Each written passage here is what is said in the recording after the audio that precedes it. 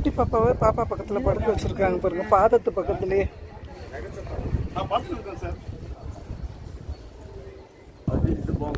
தேண்டாட பாருங்க.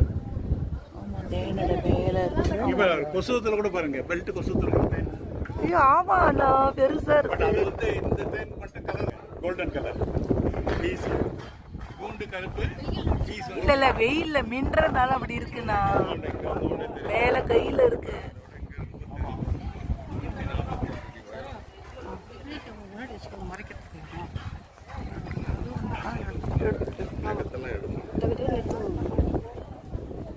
நகமெல்லாம் அழகா இருக்கும், அது நகம் நல்லா இருக்கு. நம்மளே இல்லை மம்மி, ஏன் கட்டு கழிக்காம இருக்கான்றாங்க. அது களைச்சா கொட்டும்.